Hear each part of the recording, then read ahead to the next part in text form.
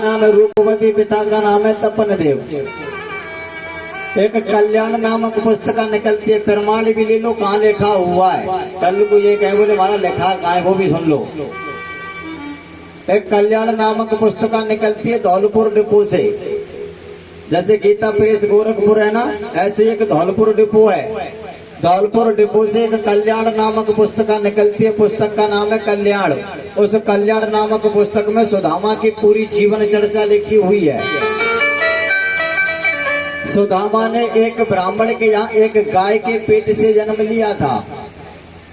सुदामा का जन्म गाय के पेट से हुआ है और इन सुदामा जी का पालन पोषण किया है चक्रधर पांडे ने। एक जगह इनको चक्रधर पांडे कहा गया और एक जगह सरयू पांडे भी नाम मिला है। इनका पालन पोषण किया है सरयू पांडे ने और इनकी माता का नाम यहाँ पर दिया गया शिक्षा शिखा। एक जगह तो माँ का नाम मिला है रूपवती और एक जगह मिला है शिक्षा शिखा। एक जगह सुदामा के पिता का नाम मिला है तपन देव, तो एक जगह मिला है सरयू पांडे। सुदामा की पत्नी का नाम सुशीला नहीं था, बल्कि सुदामा की पत्नी का नाम था कौमदी। सुशीलपन होने के कारण इसका नाम सुशीला पड़ गया था, लेकिन वास्तविक नाम इसका कौमदी था। सुदामा ने किसी स्त्री के गर्भ से जन्म नहीं लिया, बल्कि सुदामा ने एक गाय के पेट से जन्म लिया है। कल्याण नामक पुस्तक धौलपुर डिपो से निकलती है, उसमें सुदामा की जीवन चर्चा लिखी हुई है।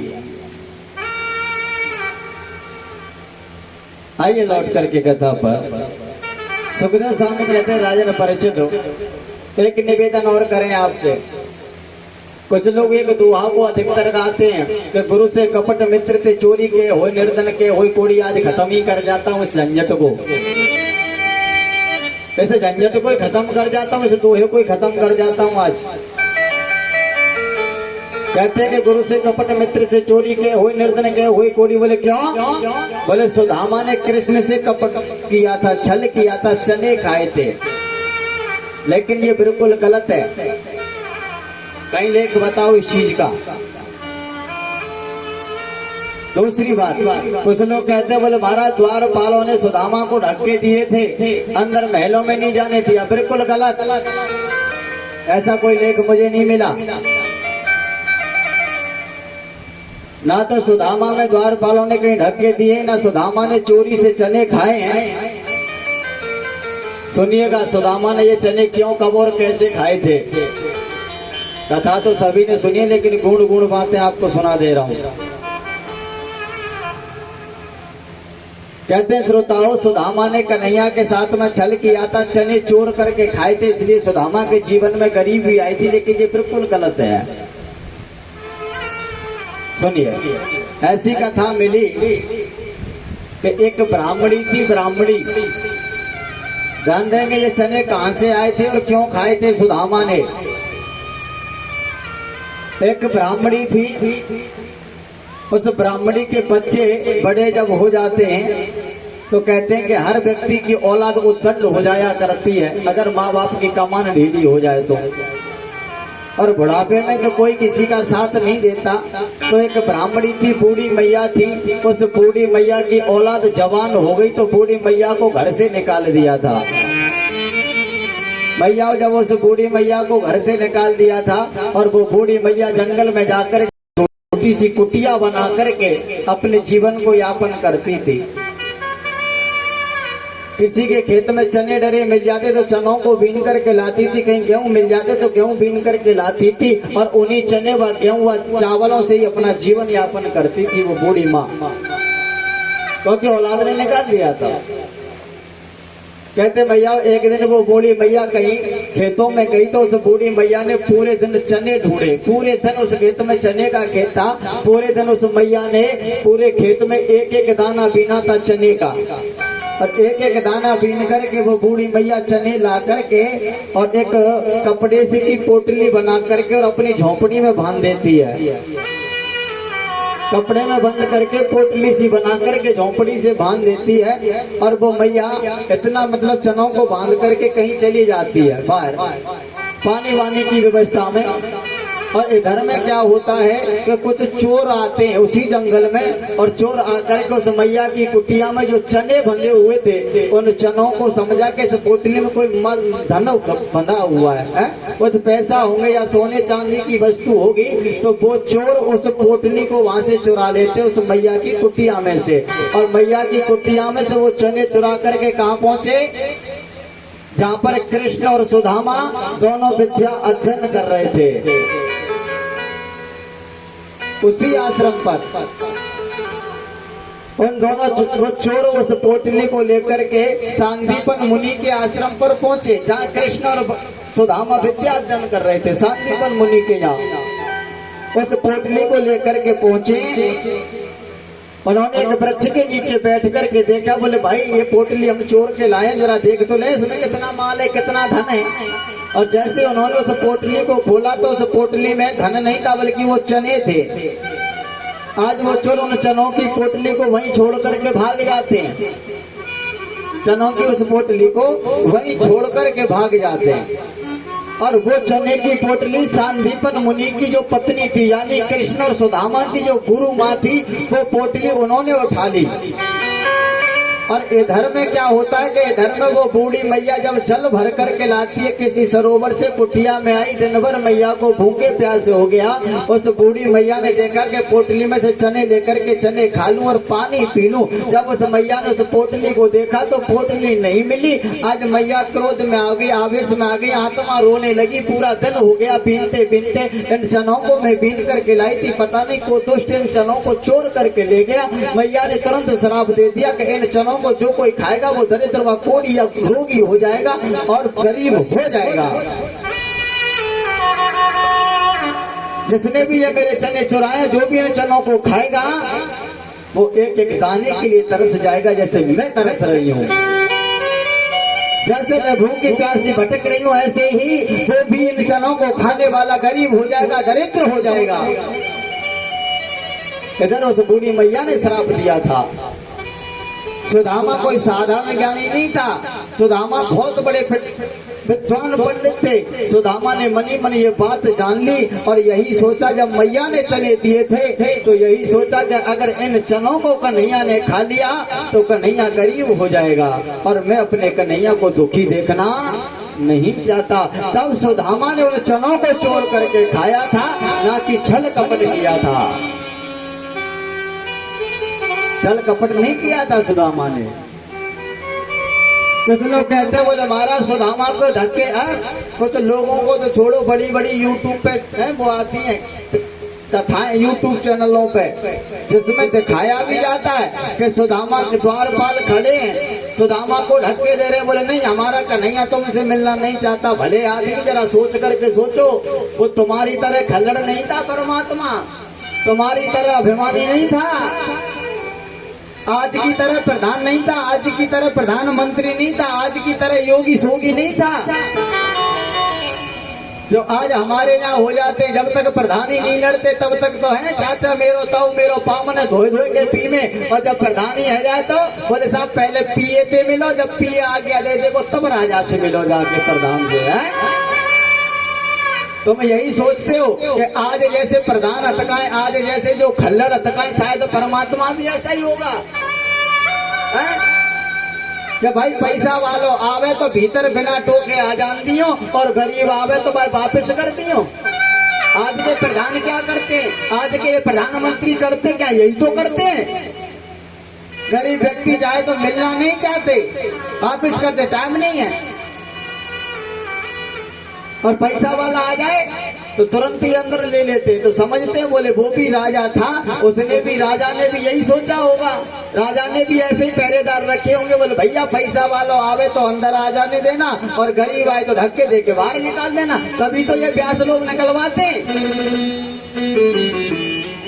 भाई, यही सोच करके तो निकलवाते कि जैसे आज के राजा गरीबों को अंदर नहीं जाने देते, धक्के मरवा देते। ऐसे कन्हैया ने भी किया होगा। अरे पगले मूर्खों खल्लड़ो, वो परमात्मा दीन दयालु है, करुणा निधान है, उसके यहाँ केवल गरीबों की सुनवाई होती है, पैसे वालों की नहीं होती। वो ऐसे द्वार पर नहीं रखेगा अपने द्वार पर कि भैया गरीब को धक्के दे के भगा देना और अमीर को अंदर आने देना। ऐसा नहीं रखता वो परमात्मा। आज श्रोता बुरा मत मानना, कथाओं को व्यथा बना करके रख दिया लोगों ने, कथाओं को व्यथा।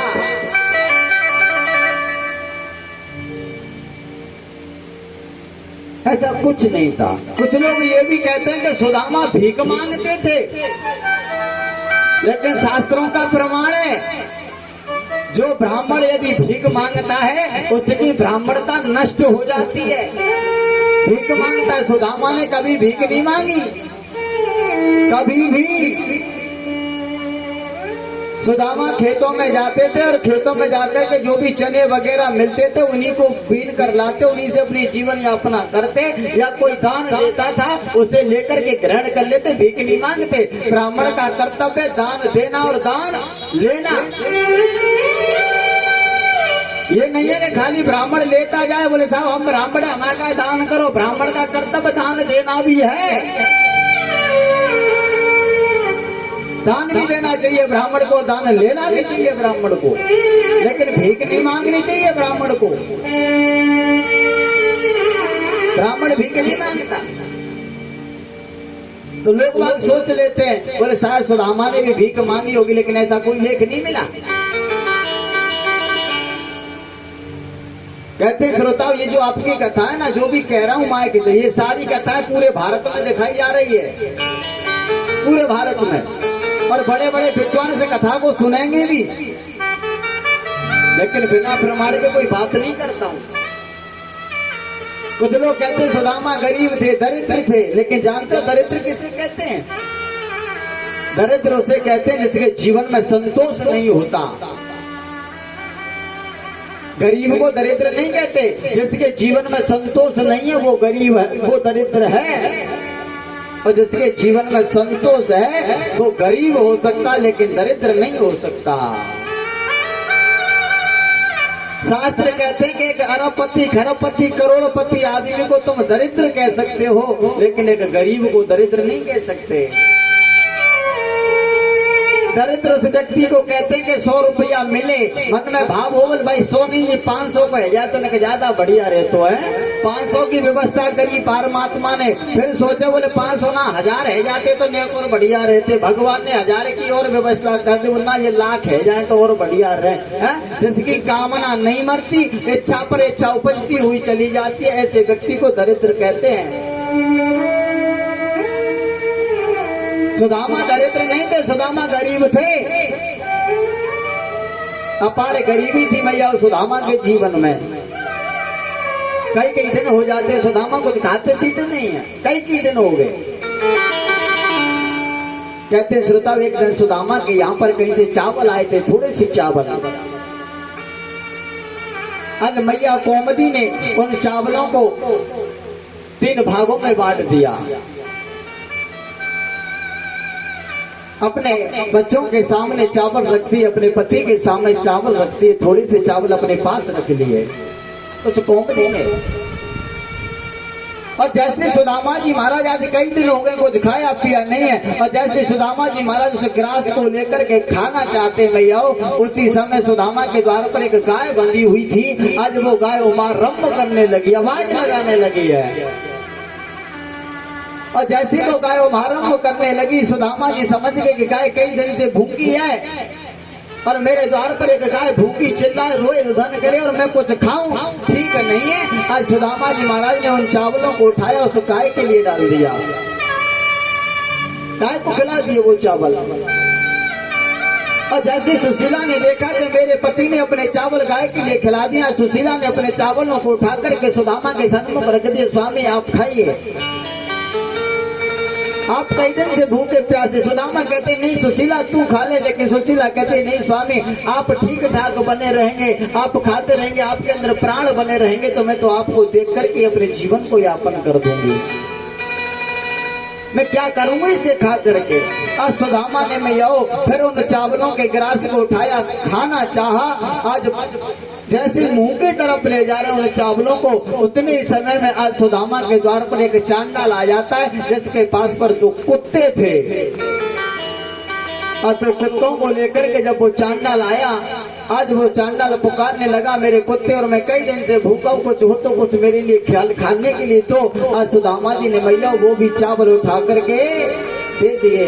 कहते हैं श्रोताओं कि जब देता है ऊपर वाला तो छप्पड़ फाड़ के देता है, और तब लेता है ऊपर वाला तो चमड़ी भी उधेड़ लेता है। अगर हमारे किस्मत में नसीब में है तो भोजन ना जाने कहीं से भी आकर के हमें मिलेंगे, और यदि हमारे नसीब में भोजन नहीं है तो मैया सामने से भी थाली चली जाया करती है। और सुदामा के सामने से दोनों बार वो थाली चली गई। आज नन्हे नन्हे बच्चों ने देखा, छोटे छोटे बच्चों ने देखा मेरी मैया ने कुछ खाया नहीं, पिता ने कुछ खाया नहीं। कहते हैं श्रोताओं सुशीला के सुशील पैदा होते, राक्षस नहीं होते। और सुशीला के सुशील बच्चे पैदा हुए। आज बच्चों ने देखा हमारी मैया ने, हमारे पिता ने कुछ खाया नहीं है। आज बच्चों ने वो ग्रास लेकर के, वो चावल लेकर के माँ बाप के सामने रख दिए। पिताजी आप खाओ, मैया आप खाओ। सुशीला कहती नहीं बेटा आप प्रसादी ग्रहण करो, मैं तो छिकी हुई हूँ, मुझे भूख नहीं लग रही। धन्य है माँ के लिए, कितनी भी भूख लगे, मैया के पेट में कितनी भी पीड़ा हो, या कहीं से कोई वस्तु आई हो घर में खाने के लिए, खाने पीने की कोई भी वस्तु होती है ना, तो माँ बच्चों को बांट देती, लेकिन कभी उसमें से ग्रहण नहीं करती। बच्चे कहते माँ आप ग्रहण करो, माँ आप तो लो, लेकिन मैया कह देती नहीं बेटा मेरा अभी पेट भरा हुआ, मैं बाद में खा लूंगी, तू खा ले। खुद भूखी रहती, लेकिन माँ अपने औलाद को कभी भूखी नहीं देखती। अरे मैया कहती बोले बेटा आप प्रसादी ग्रहण करो, बेटा कहते बोले नहीं माँ आप भोग पाओ, पिताजी आप भोग पाओ, क्योंकि बच्चे जानते हैं कि यदि पिताजी ने माँ ने भोजन नहीं किए तो पूरा शरीर तो वैसे ही दुबला पतला हो गया है। कहीं ऐसा ना हो कि माँ बाप भूख प्यास से अपने प्राणों को छोड़ दे, हम किसके सहारे रहेंगे, किसके सहारे जिएंगे। बच्चे जानते हैं। माँ बाप के सामने प्रसादी को रखा, पिताजी आप ग्रहण करो, मैया आप ग्रहण करो। माँ कहती नहीं बेटा आप खा लो, लेकिन बच्चे कहते माँ यदि हमने भूख प्यास से अपने प्राणों को त्याग दिया मैया तो तेरे औलाद तो और हो जाएगी, लेकिन मैया यदि तूने भूख प्यास से प्राणों को त्यागा तो हमें मैया नहीं मिलेगी। अरे माँ आप प्रसादी ग्रहण करो, माँ हम तुम्हारे बगैर नहीं रह सकते मैया। आज दोनों यानी चारों प्राणी आपस में रुदन करते हैं, लेकिन कहते हैं भैया आज चारों प्राणियों ने उन्हीं चावलों में से एक एक ग्रास सभी ने प्राप्त किया, जो कि गले तक भी नहीं पहुंच पाया। धीरे धीरे समय व्यतीत होने लगा, काफी समय हो गया गरीबी में। अब तो कहते हैं श्रोताओं एक दिन सुदामा जी महाराज कहीं पर पूजा इत्यादि करने के लिए गए।